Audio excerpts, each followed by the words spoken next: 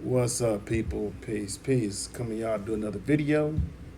And now that you know that child support is a debt, what are you gonna do about it? It's a rhetorical question. I was watching Alman Osiris video earlier, right? And I found it interesting that he was asked what is his success rate? Because I heard somebody else say that as well. And let me tell you, with bankruptcy and arrearages, you can file it in bankruptcy court, but it doesn't mean that you have an automatic guarantee that your case is going to be approved. It can be denied or dismissed, and then you have to wait 6 months to a year to reapply for bankruptcy, right?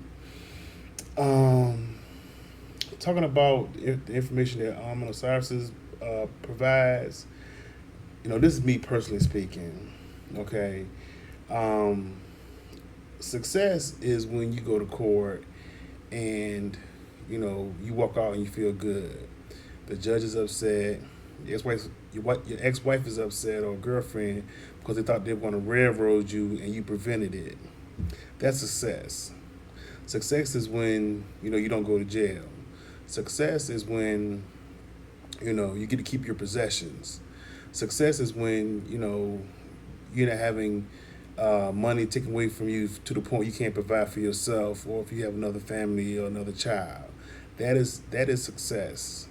Ultimate success is actually liberating yourself from the child support system or keeping yourself out of the system. That's ultimate. That's the ultimate success, and it can vary, by state, county, judge, whatever.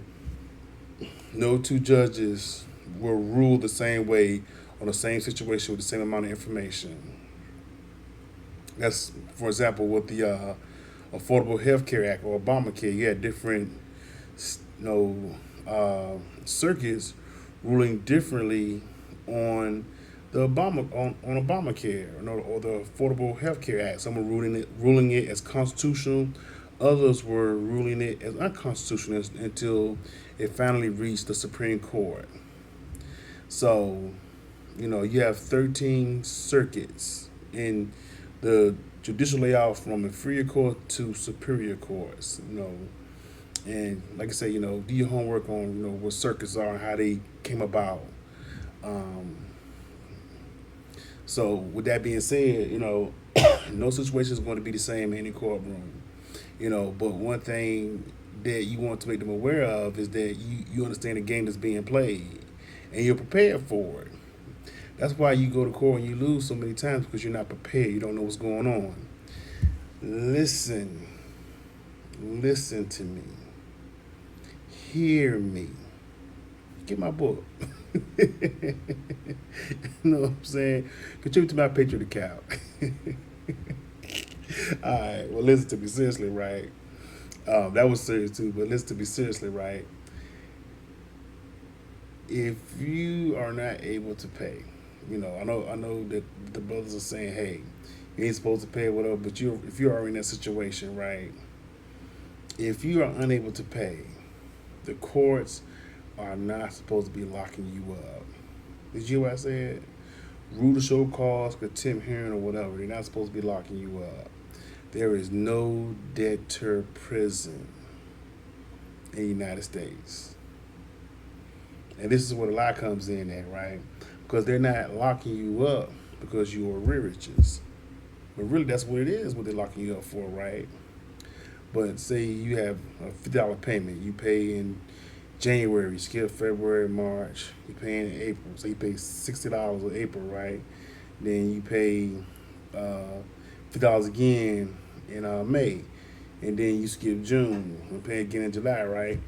What they're gonna do is they're gonna say, we're not dealing with necessarily what you owe, but the fact that you didn't follow the judge's instructions. So what you're saying is, by your actions, that you don't have to do what you're instructed to do by the courts. And based off of that, we're going to put you in jail until either you serve your time or you pay off what is owed and clear yourself of the contempt. But again, if you are unable to pay, they cannot lock you up. Rule to show cause, contempt hearing, whatever you want to call it, they cannot lock you up. You know what I'm saying? And what you'll see is that a lot of times what they do is they'll say, okay, you give XYZ reasons. This okay, pay $500 in 2 weeks, or go to jail for 3 months. You're like, why just pay $250? I don't have that. I make $7 an hour. That's not my concern. See what I'm saying? You gotta know what to say to them to prevent that, because the courts, the judge, cannot compel you. See what I'm saying? They cannot compel you into contempt.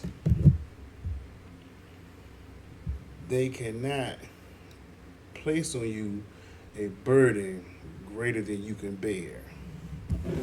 See what I'm saying? But you gotta know what to say to them. Because what they will do, they will admit information that's to your benefit. Because what did they tell you? Sir, I can't be your attorney. You have to get an attorney for that. You said the law's looking stupid. And they know the answer, but because they supposedly can't practice law from the bench, they won't do what's right. And they know right there in front of them what they need to be done. See what I'm saying? But they can act as though they're trying you from the bench, you know what I'm saying? The only thing they are is a trial of fact. Meaning if it's that's in front of them, they make a determination based off that information. But anytime they get to asking you, all sorts of kind of crazy questions or whatever, and defending what the other side is saying or opposing party is saying, that, hey, you practicing law from the bench. Like I said, you gotta know what to say to these people. So I just wanted to touch on that. You know what I'm saying? Because child support is something that's going to be around. It's not going anywhere. And until men get together and start opposing it, start challenging it in court, and challenging these laws that these legislators are making or whatever, then the system's going to be the way it's going to be.